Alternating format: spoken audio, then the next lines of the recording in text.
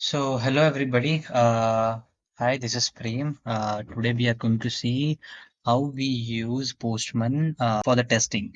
But before implementing the complete flow, it is very much important to test whether if the flow is complete, whether if the authentication is successful, whether if the endpoints that we are going to use does are validated or we are authorized and getting the correct request and response, right? So there comes the use of Postman. So this is me introducing you how to use Postman in order to test the flows of any external system. So the first thing that we need for testing or any other thing is the authentication, right? So we need authentication. So within Jira, what you can do is you can click on manage accounts. Once you click on manage accounts, this page opens. You can go to this page and you can go to security. Here you see we have an option to create and manage API tokens.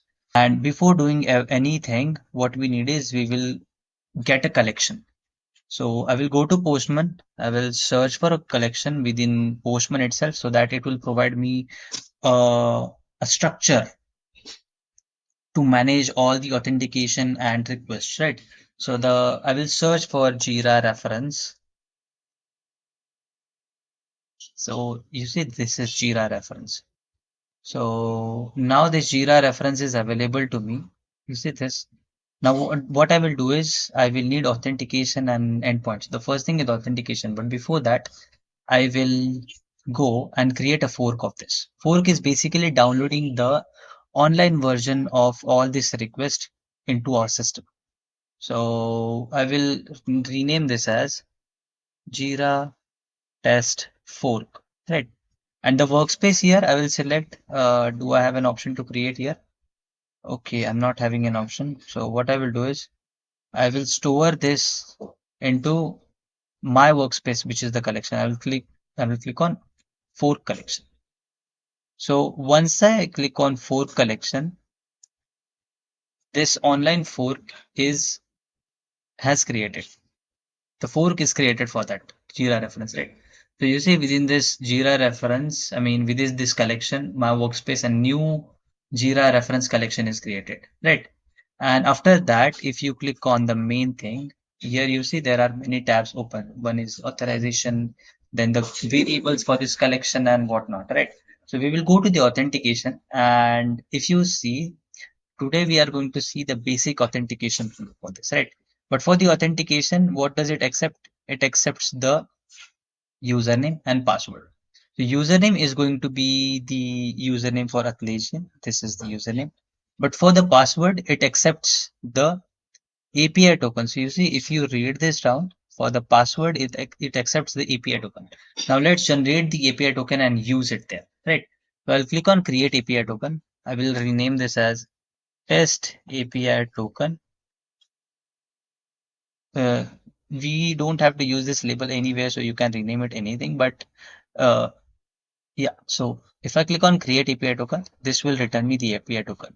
I'll click on copy, right? This I will click on copy. The next thing that I will do is I will go to Postman and within here I will select, I will paste. So I've pasted this API token here, right?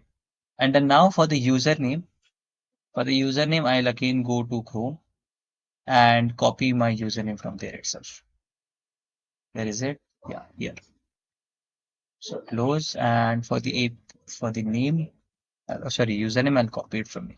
I'll again go to Postman and for the email, I will paste it here, right? So this flow is complete. I'll simply click on save, right? So authorization is saved for this collection. The authorization is saved. Now to test this whole thing, now you see it is again accepting a base URL as a variable.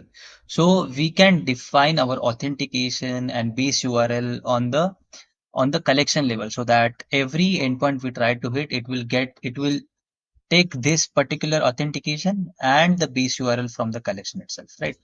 Now for this base URL, what I will do is I will again go here and I can open any of the Jira main ticket or issue here.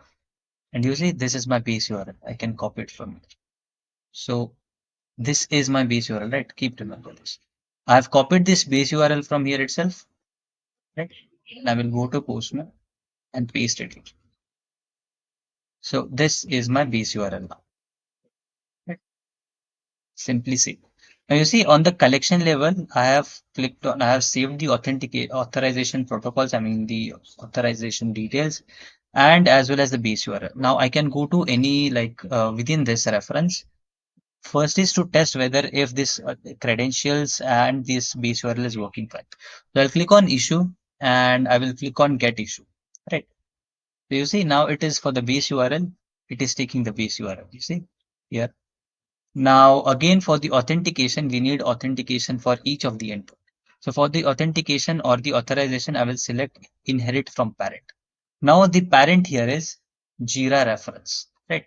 So it will instead of selecting the authorization and putting the username and password or the tokens here itself, I'm inheriting the authorization from the parent.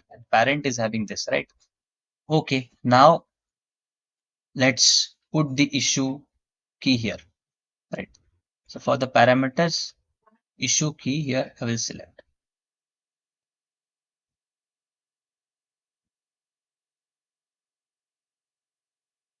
So issue key, I will enter a value. Let's suppose I want to test for this issue. Let's suppose this is the issue. So for this, the issue key is SFC. Where can I copy? Okay, SFC18. I can go to Postman and I can enter the value. SFC18. Right? Enter. So the Jira issue is SFC, I mean the issue key is SFC17. Rest things are on place. Base URL is this. Okay, I'll click on send. You see, now the authentication is successful. Where do we get to know that? Once we try the endpoint, we can see the headers and whatever data it has collected. We can also see the body and the status code is 200. That means our authentication is also successful. We are authorized to hit the endpoints and get the response. So this is my request and this is my response body. And the status code says that the request is successful and the server has responded as requested. So if you want to double check whether if the value that we are getting correctly out of this SFC18, we can go and check. So summary is motor design hindering performance. We can again go to Postman and search for the summary here. You see within the JSON response for this attribute, the value is motor design hindering performance. So which means the response is successful. We can also check here. This is the ID for the issue, right? Okay. Now, if you want to test one more thing to post the Jira issue, we can click on post, I mean create issue. And for the body, okay, this is a whole lot of body. For the parameters here again for the authorization, I'll select here itself. We don't need these parameters. I'll just click on. Okay. So this is my body, right? You can get this body online as well. Now the summary here is changing brake pads of rear wheel.